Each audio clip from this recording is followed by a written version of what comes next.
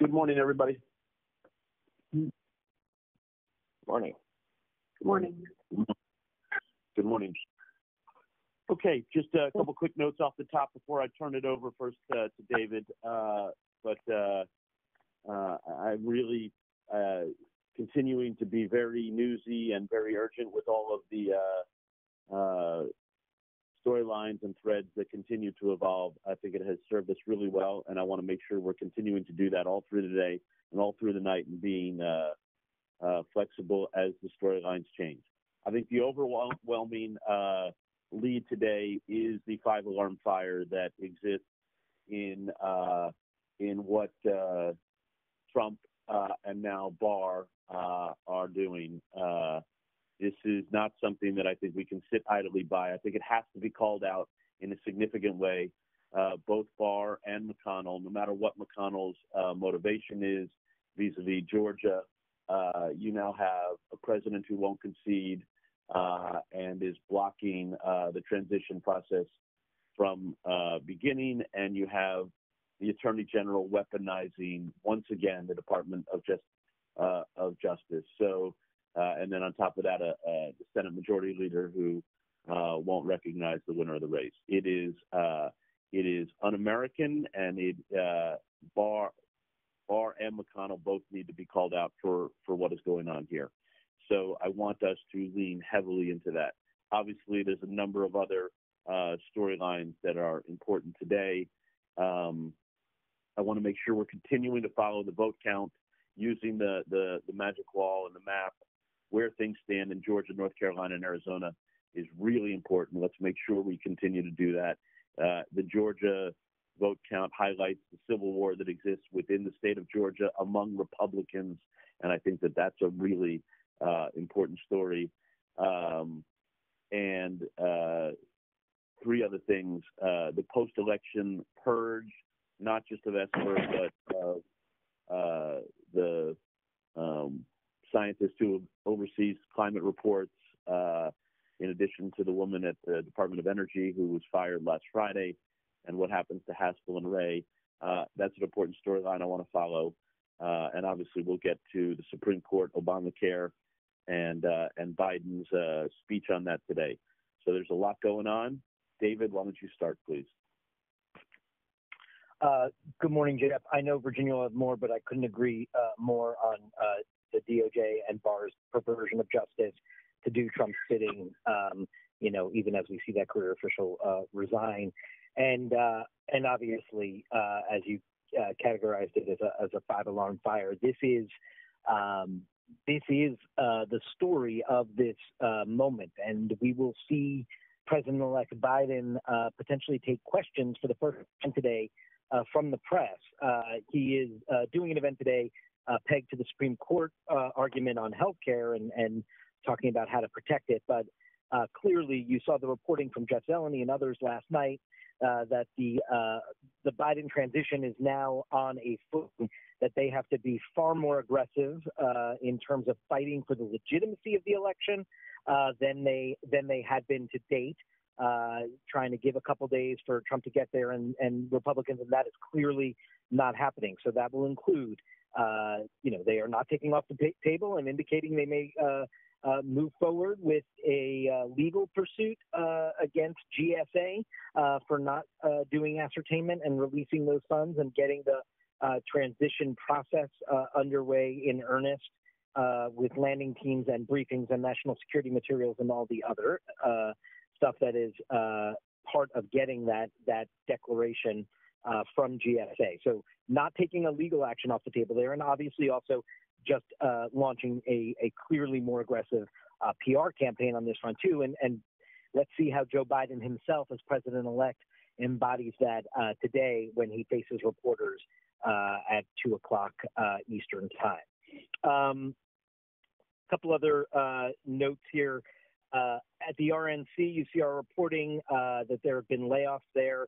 These are a lot of the RNC Trump campaign victory fund people. These were sort of the ground troops, the ground army to help get out the vote, and they were hired for their jobs through Election Day. But clearly, the RNC is not keeping them on for this post-election period. This comes also as Trump's campaign spokesman confirmed to Frederica that he is indeed launching this leadership pack to keep his influence in the party. Obviously, we see his influence every day, as you saw with Mitch McConnell on the Senate floor yesterday, but this is also his financial influence in the party, being able to raise money and then direct it to specific candidates or PACs or what have you that meet his liking.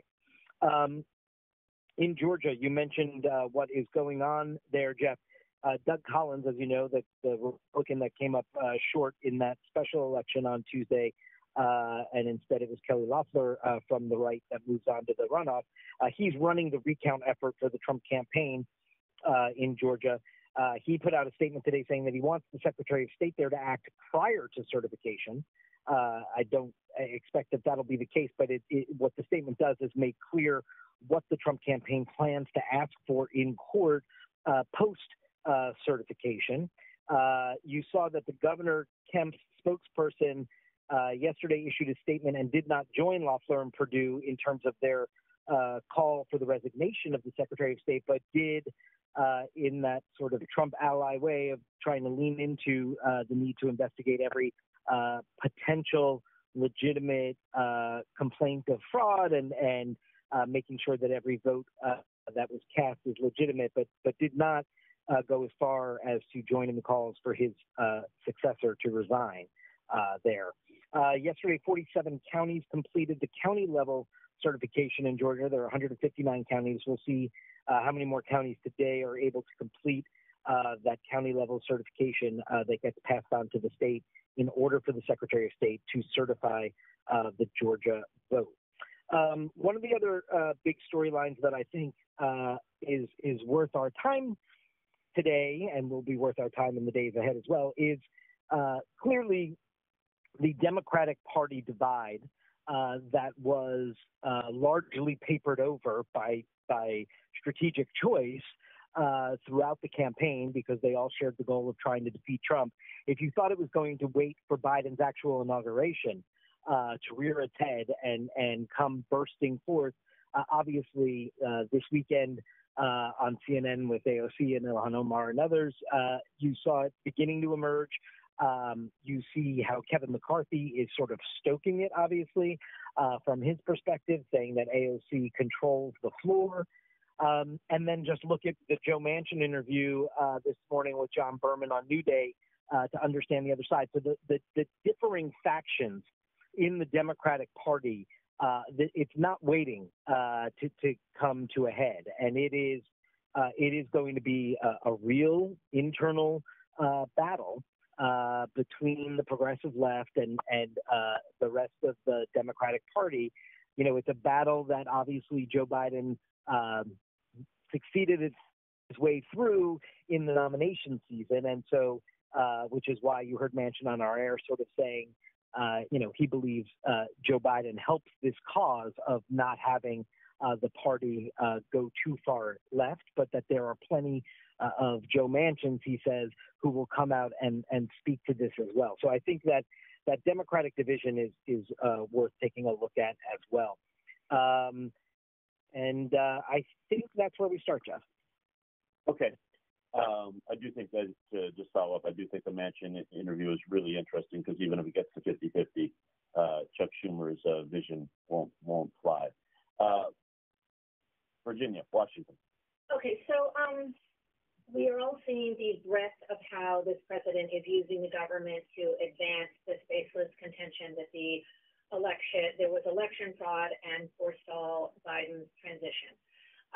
The Republicans thus far are backing his efforts, or many of them.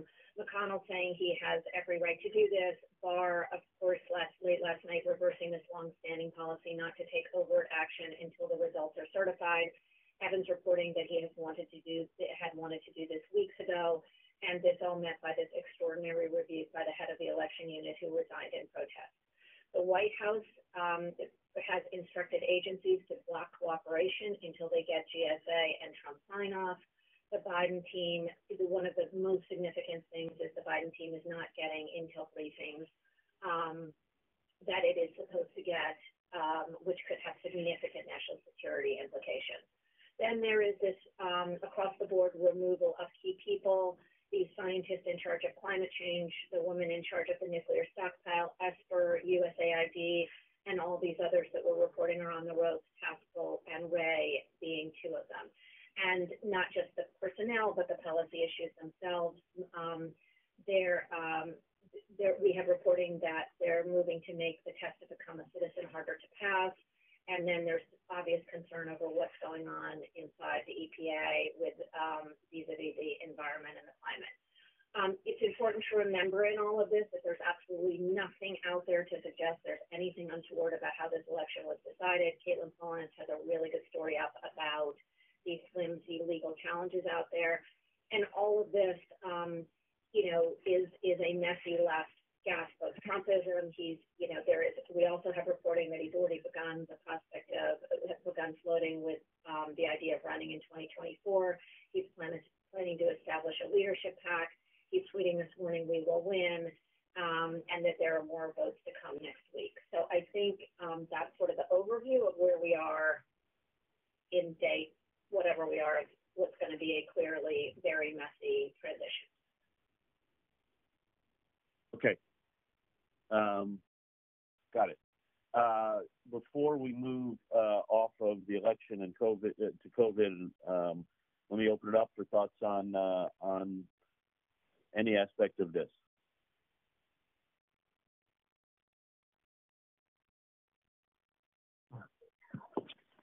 Hey, Jeff, it's Marcus. I'm curious just to know how this fight, basically in the GOP deciding to go with the president and not a transition, a normal transition to American democracy.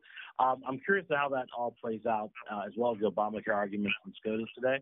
How does that play out in the Georgia Senate race? I'm just, are they thinking about it? Do they think it doesn't matter? Does it think it helps them because it's going to be a base election, they think? Or I'm just curious about it, how those overlap.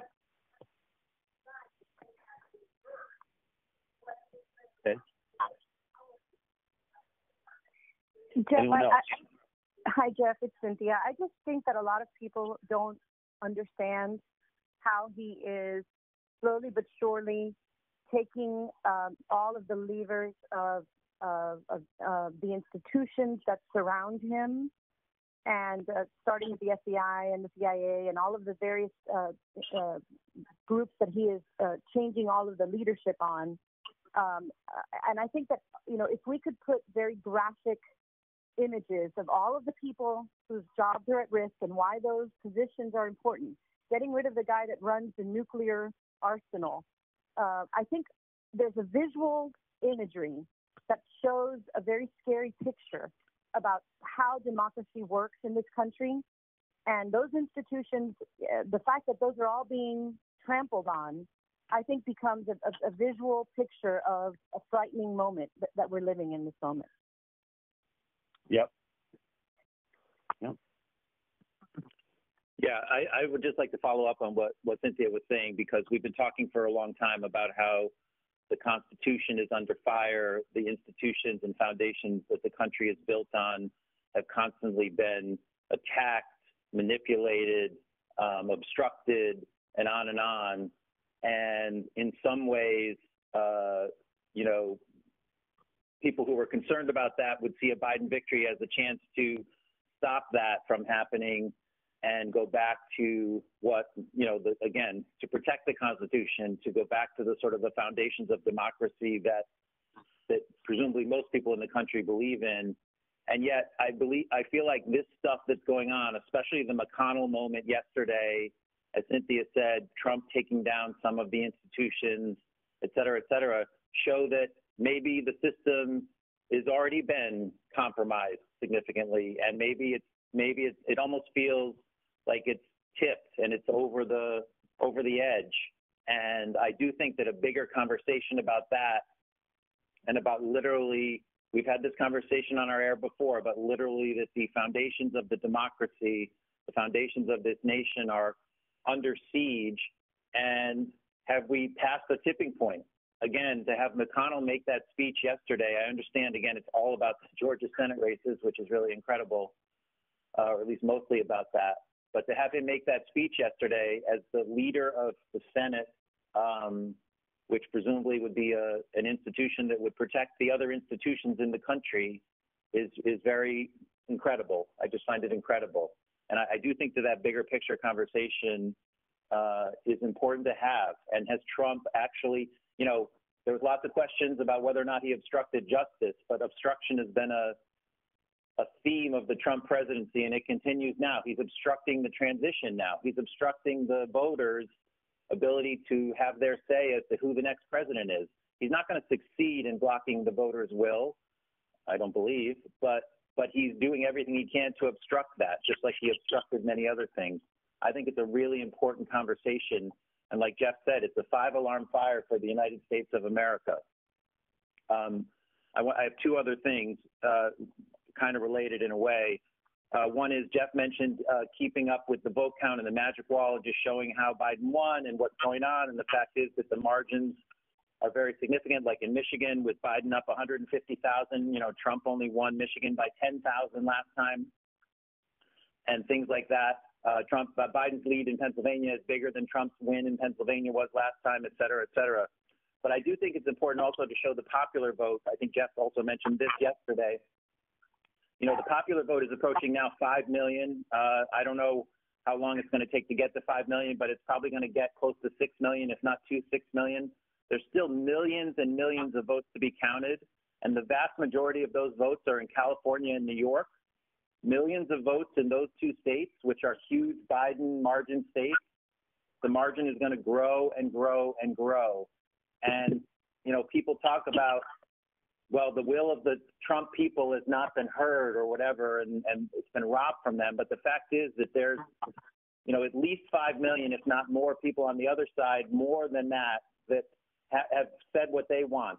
And so we just need to show that. I know the popular vote does not impact Electoral College, but I think it's really important to show the popular vote. That's the will of the country. And last time the Electoral College, because of the system, the popular vote winner was not the Electoral College winner. But in this case, the same person did both. And so I think that's really important to do. And then one last thing. The Cuomo show was very smart last night, I thought, to show the Daily Show video, showing the hypocrisy of all the Fox News anchors saying basically the exact opposite of what they're saying now. And we don't have to keep showing the Daily Show video, although we could show it again and talk about it more. It's a great setup to a conversation about it. And I know there's hypocrites on both sides and all over the place. And you can find something hypocritical probably in everybody's comments and statements all across the board. But if you watch that video and you listen to those statements, starting with Kayleigh McEnany at the top, saying the exact opposite of what they're saying now, it's really jarring and incredible. And I thought it was a smart way to start the show. And I would advocate for, if we don't show that video again, to show some of those clips and some of those bites and other bites as well to prove that the hypocrisy is just beyond belief. Can I just add one more thing, Jeff? I also think that the Scaramucci interview last night, where he talks about how much they need to get this money to pay back their what they owe in their electoral campaign, and that's why they are doing all of these legal requests from their constituents and their fan base. I think if we can get a copy of the letters that are being sent out asking for money for their legal funds, I think we should show that. Is that the reason why you're getting all these lawsuits, to keep this going? In addition to having some kind of a narrative for 2024, as they stole our election, so we're back. Again, I wonder if you can come back if you're in a jail cell. But again, I just think that there's so much going on, and I know we're trying to cover it all. But I think the more visual, I like the idea of that map. I think the map has to stay up as much as we can. But I think there's another map. It is that long group of faces and jobs and positions and institutions that are being destroyed by this. Okay. Anyone else? Jeff, I just thought that a suggestion for the shows might be, if they haven't done it already, I don't know, watch every minute. But there's still pictures of Biden with Pence and Trump with Obama just 2 days after the election, welcoming them to the White House, and put up the vote differential in 2016 in the key states like Pennsylvania, Michigan, Wisconsin, to show that 4 years ago, with a closer election, 2 days after Election Day, they hosted the president and vice president-elect at the White House. And here we are 7 days after the election, and this is what's happening. Mm-hmm. Yep.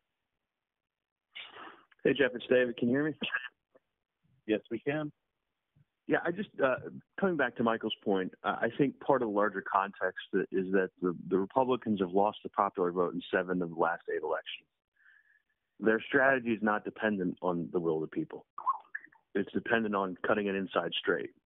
And this time it didn't work out. But I think that that's important context as well. Their electoral strategy is not about that. They intend to govern as a minority party, and our system allows for that. But I think it's context that's important. Yep. Hey, Jeff, Ben here from Spanish. I think that I want to go back to those little town halls that we have been doing, especially some of the reporters, going back to the voters. I think we would be amazed at the reaction of the Republican voters on how they wholeheartedly believe that the election was stolen. These are people that are not dumb. They're not. These are educated people from all different races: white, black, Latino, Asian, and they believe the narrative wholeheartedly that the election was stolen. So we can, I think the issue here is we are telling the truth. That is our job, but their message, the Republican message, is cutting through all that, and they believe that. So that is something that is very powerful that they've been able to control. And regardless of who says the truth and what truth we report, they are believing their political leaders. And I think that's something that I think if we go back again to these groups that we have done since the election began or the whole political season, going back to them on how they believe, what do they believe, we will be surprised about the majority of them will believe that there was voter fraud.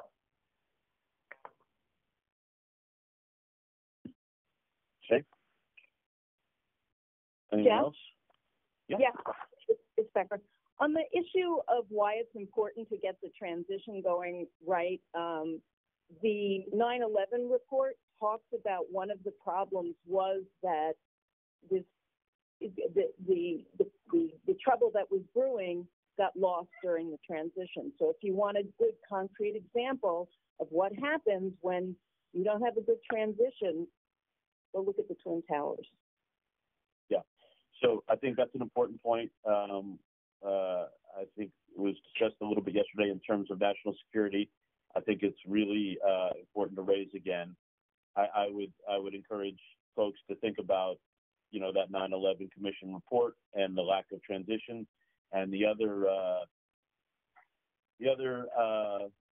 thing to look at is the very book that Michael Lewis wrote called The Fifth Risk about the Trump transition, about the 2016 presidential Trump transition, and how they never showed up to do a transition, frankly, and how poorly things went as a result of that. So he captured all of that. So I think all of that goes to that point. Anyone else?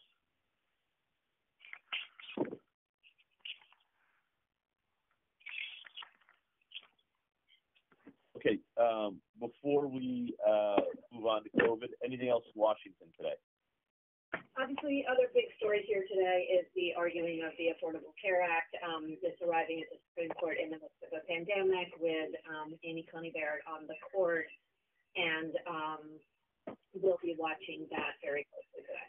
And that's the other big story. Right.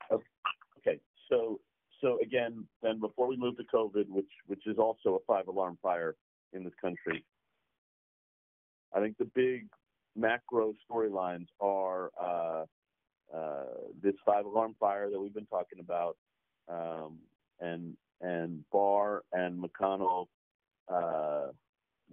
making it possible. Look, at the end of the day, these guys, we just need to hold them accountable and call them out. You've got the person at the DOJ who led voter fraud probes quitting as a result of this. You've got the White House telling agencies not to work with the Biden transition. That is the big picture there. We've got the own civil war within the Republican Party within Georgia. We've got to keep looking at where the vote counts are on the map, with Georgia, North Carolina, and Arizona still to call. We've got the post-election purge going on, not just with the important cabinet secretaries, but also with others, including the woman who oversaw the climate reports. We've got the Supreme Court hearings today on Obamacare. Barrett on the bench, and we've got Joe Biden talking about health care at 2 p.m. today. All of these incredibly important storylines, and that gets us to COVID, which is the other 5-alarm fire. And Jeff, if this is another, if this is another out-of-control fire, the report is zero containment. We are back to a place where all measures are increasing significantly, not just cases, but hospitalizations and deaths and positivity rates. We stand at 238,000 deaths, 10.1 million cases, adding 120,000 cases even on a Monday, now averaging almost 120,000 a day. Osterholm, who's of course on the Biden team now, telling Wolf, it would not surprise me if in the next week we see over 200,000 cases a day, and later said, we're about to enter COVID hell. On hospitalizations, we might hit an all-time record of hospitalizations today. We're only a few away from that number now, just under 60,000, basically tying the records of April and July and rising. Obviously, a ton going on vaccines and treatments in the wake of this hopeful Pfizer news. We heard this morning a slightly more bullish timeline from Azar. I'll detail that in a second. And then on treatments, the FDA granting the first emergency authorization for a monoclonal antibody treatment, the Eli Lilly product, but supply will be scarce. On masks, the president-elect going all in on masks in a way the president never has. And we now have 15 states with no mask mandates. And obviously, the leadership issue has never been more important at this stage of the crisis. And these numbers, I mean, it's probably an understatement that with everything we just talked about for the past, 25 minutes or so, that the current White House is not focusing on the COVID crisis. And with the exception of a few key players, this is not being actively managed. Birx's future is uncertain. As she said, she hasn't been contacted by Biden World. Fauci telling CNN he has no intention of leaving. Let me drill down for a second on the vaccine issue. There is immense hope. There is also caution about what lies ahead, and we should pay attention to both. Azar this morning on NBC saying a slightly more aggressive timeline, 20 million doses each month, he says, starting at the end of this month. And by the end of December, the most vulnerable in nursing homes vaccinated. By the end of January, healthcare workers and first responders, and still that March-April timeline for wide distribution. Fauci told CNN that Pfizer's early results bode well for other vaccines because they use the same type of messenger RNA platform. Osterholm telling Anderson he's a bit more cautious than the others, wants more data. And this new Elizabeth Cohen reporting on the distribution concerns. State health officials telling us they are overwhelmed, daunted at the prospect of distributing the most fragile vaccine ever, that doctors' offices and pharmacies and public health clinics don't have those freezers that go to minus 75 Celsius. And as we know, states have been telling us for a while they don't have the money and support yet during this transition period. And we have Sanjay, Elizabeth, and Jacqueline Howard available from health. Looking around at the key regions, 8 states reported their highest single day of new cases ever on Monday. Colorado, Connecticut, Maine, Michigan, New Mexico, Pennsylvania, Rhode Island, and Tennessee. I list all of them to make the point that they are all over.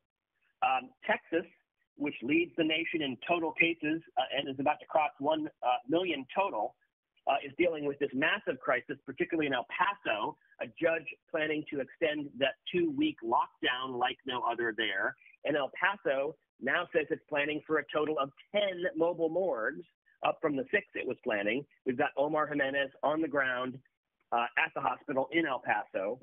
Increasing words of alarm in the Northeast, New York and New Jersey. New York City's mayor warning of the highest positivity rate in some time, a brief window to turn it around, a full-blown second wave possible. New Jersey's governor announcing record hospitalizations, new restrictions on bars and restaurants and youth sports. And then to the Midwest, Illinois has now seen its 4th day over 10,000 cases per day, which is 5 times the case rate of September. Governor Pritzker saying the virus is winning and suggesting that a statewide stay-at-home order is on the table. We have Adrian up in Chicago. Minnesota's governor says he'll unveil new restrictions today. We have Bianca Goladriga up on the education line, schools confronting the second semester questions, and lots of growing concern about all of these students who are about to head home from college campuses with schools ending at Thanksgiving break, schools that have suffered cases and quarantines, and these many thousands of people heading back to their home communities, potentially to spread. And then in terms of the sports lines heating up again, Auburn, Mississippi State game postponed, LSU, Alabama in jeopardy, Texas A&M pausing football activity because of cases, and of course that amazing scene of fans storming the field and just packed jam tight when Notre Dame beat Clemson. The school threatening to put registration on hold for those who don't submit to mandatory testing. We've got the COVID wrap pieces today, 2 of them, Nick Watt, 4, 6, 8, and 10, Athena Jones, 3, 5, 7, and 9, and that's COVID. Okay, does anybody have any thoughts on COVID they want to raise?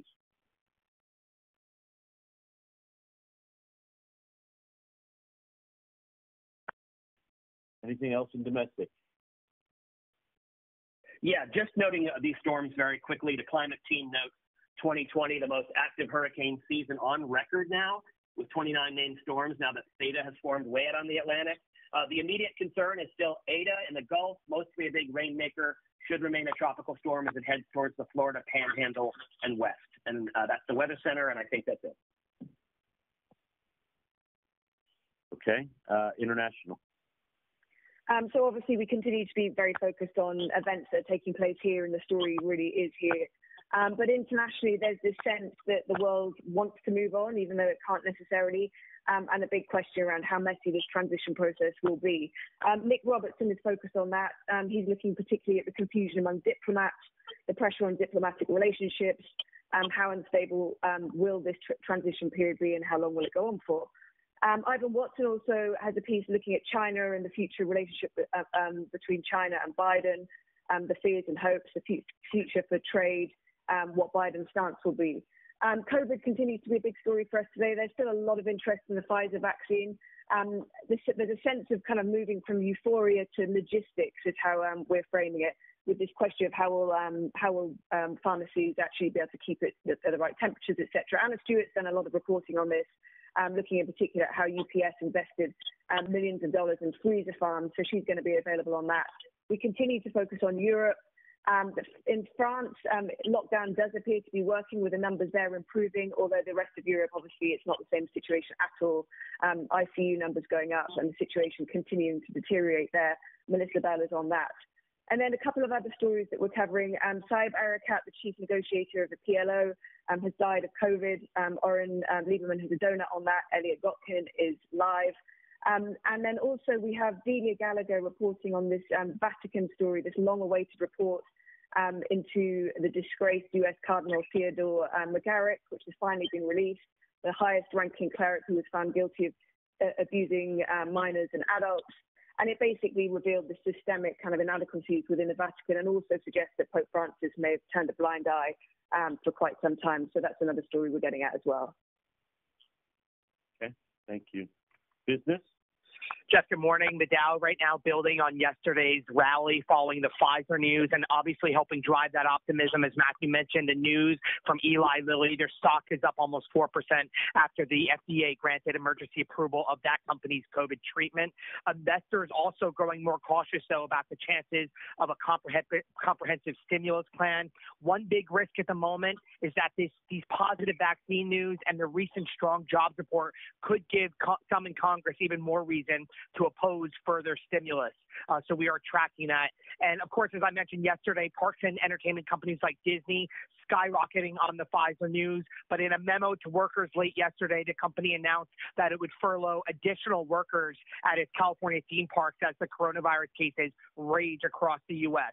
Christy Romans has been up this morning, and Allison Kosik available on all of those threads, including the market from the New York Stock Exchange. Lastly, helping fuel some of today's rally is also the news that the FAA could soon clear the Boeing 737 MAX since its grounding since March 2019.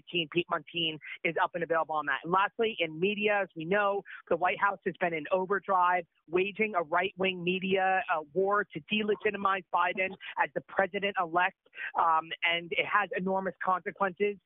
Trump's election dead-enders have had a home on spaces like Fox News and right-wing media. This is also a five-alarm fire, as Oliver Darcy mentioned. Brian Stelter was up on that this morning and continues to be throughout the day, and that's where we begin. Thank you very much. So before we move to digital, is there anything else anybody wants to bring up?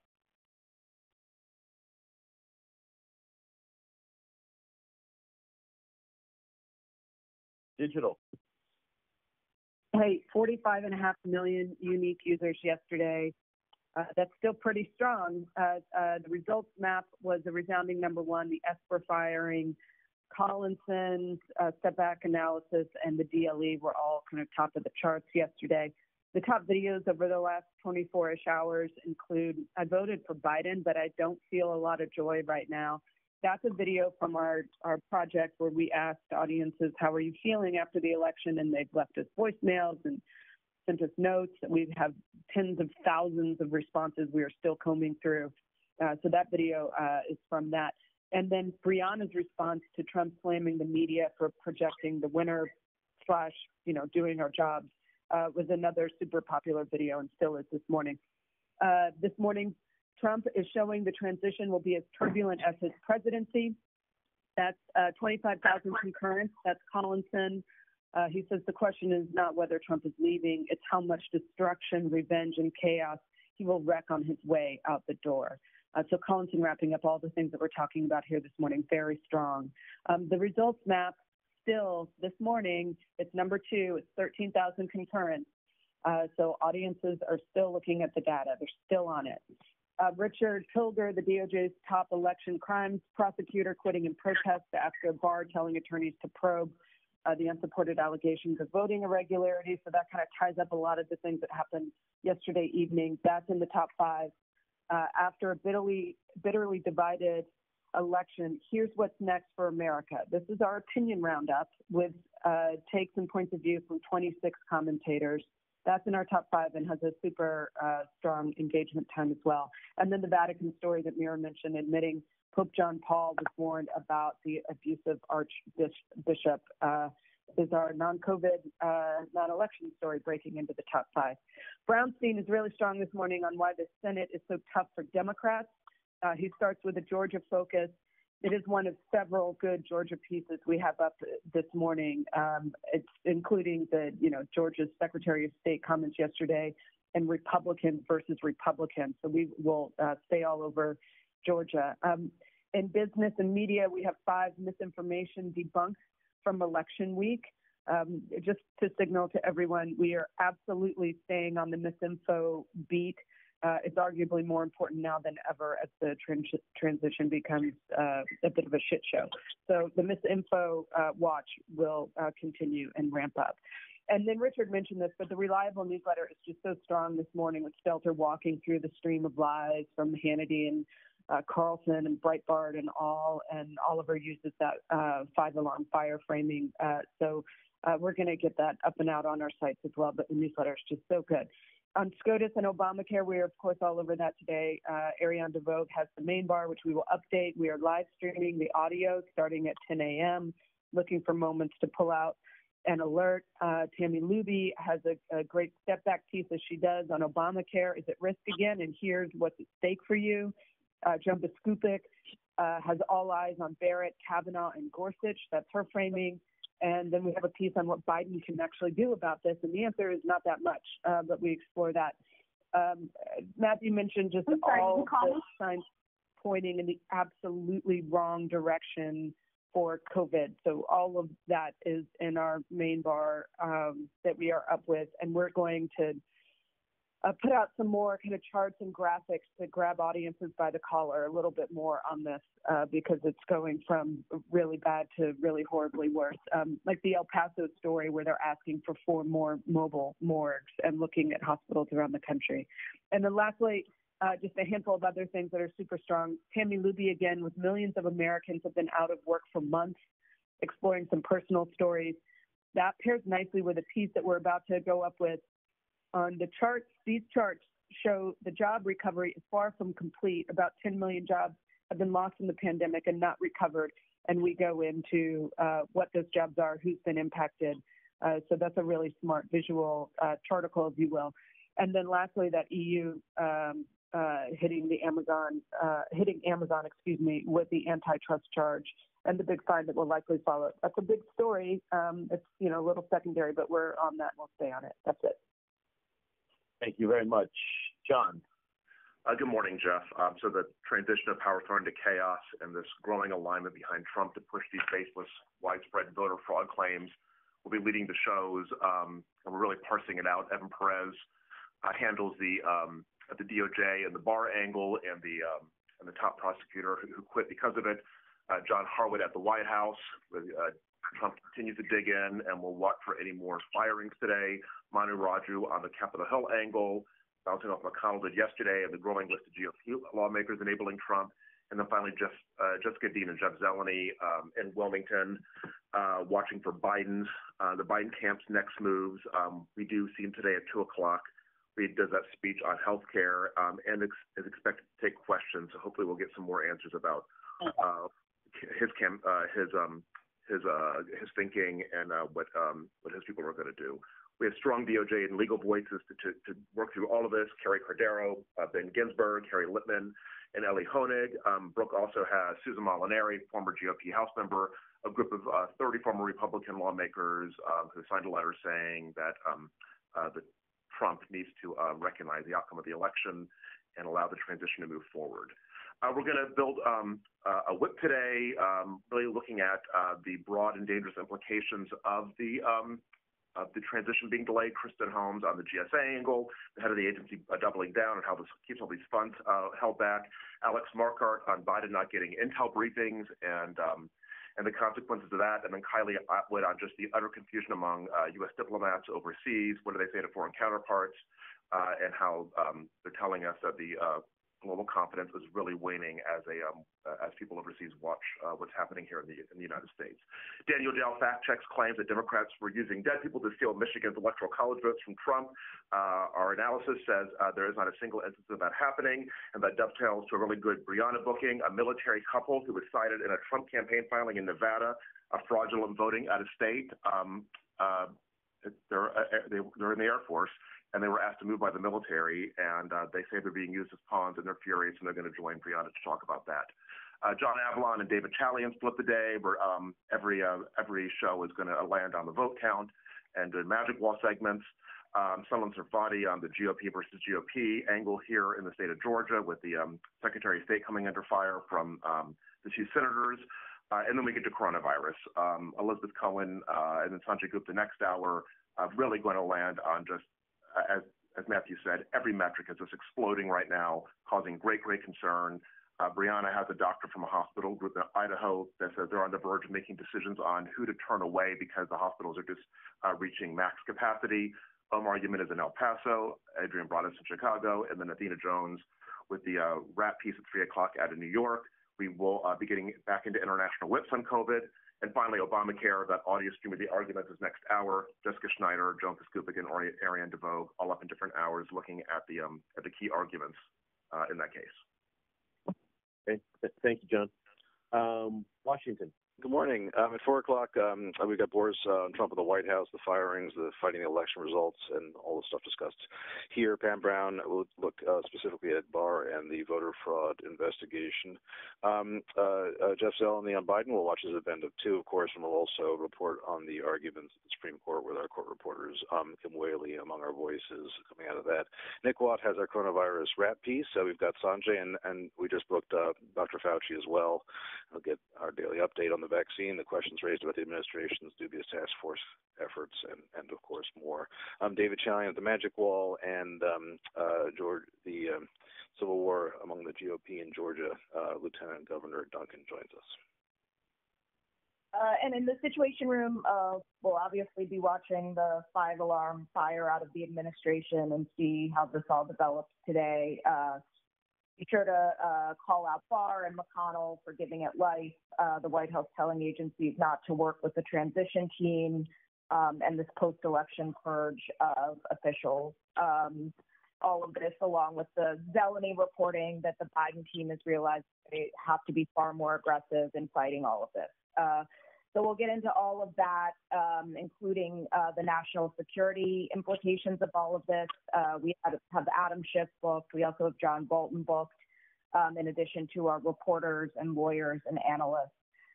We'll also be watching Biden at 2 o'clock on healthcare, see if he takes questions in these SCOTUS hearings on Obamacare. We'll stay at the Magic Wall and continue to map out the results, Georgia, North Carolina, Arizona, and we'll get into the civil war that's going on inside the GOP in Georgia. We have Tisha Lance Bottoms booked as well. And then obviously we'll stay on the other 5-alarm fire, COVID, follow on all the threads there, the surging numbers, AZAR's stricter timeline for vaccine. So we'll do all of that with our wrap pieces, and that's where we're starting. Okay, thank you, Emily. Does anybody have anything else they want to raise? Jeff, I know we've mentioned this before, it hasn't come up today, but the popular vote spread's about to pass 5 million, which would make it the largest popular vote victory since Obama in 2008, second biggest one in the last 5-6 elections. I think we just need to keep reinforcing that because that's a fact that will help bury the stolen election theory someday. It's a big win. Yeah. So, right. I keep saying that I think once Georgia and Arizona get called, that would be 306 electoral votes for Biden, which is more than George W. Bush had in either of his wins, and the popular vote is heading north of 5 million, could reach as much as 6 million. Actually turns out to be a very decisive win in the end, and so I do think, as Jim points out, as Michael noted, and as we've been saying, I do think it is. We have it on the screen, and I think continuing to point it out is really important. Any other thoughts?